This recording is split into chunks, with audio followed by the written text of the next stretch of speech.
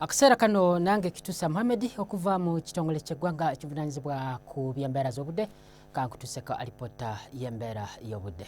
Enkuba yatonyeeko mu bitundu by'eggwanga eby'enjawulo okusinziira ku alipoota ze tukuŋŋaanyiza. Kitugumu yapimye milimiters 14 n'obutundu 4, Gulu 11 n'obutundu 2 so ng'ate Jinja 1 n'obutundu 8.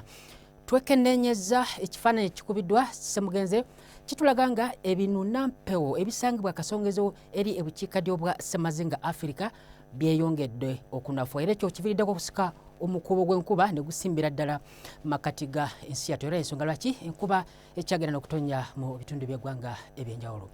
Bwe tugezako ne tulaba ate ku mbeera y'obudde tusuubira omusana okwaka nga kuba kwamu ebitundu ebisangibwa awo ebugwanjuba so ng'ate ebiri ku mbalama z'ennyanja Nalubaale ebiri ebuvanjuba okutuukira ddala ebukiikakkono wo enkuba okutonya. Era tusuubira n'enkuba okwongera okutonya mu bitundu by'eggwanga eby'enjawulo okuggyako era ebugwanjuba tusuubira omusana okwaka nga gukubakubamu.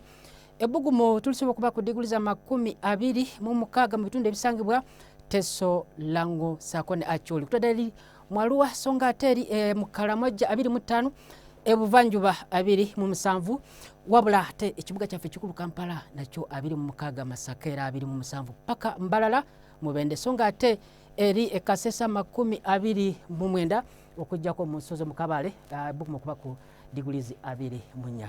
Bwe tugezako ate ne tulaba ku mbeera y'obudde mu kibuga Dubai tusuubira omusana okwememula ebbugumu okuba ku degrees 45 so ng'ate Moscow 32, Johannesburg 10, wabula Hong Kong Saako ne New York tusuubira omusana okwakanga kuba kwamu wadde nga ebbugumu liri ku degrees za waggulu kutuuka ku 33 Saako ne 25.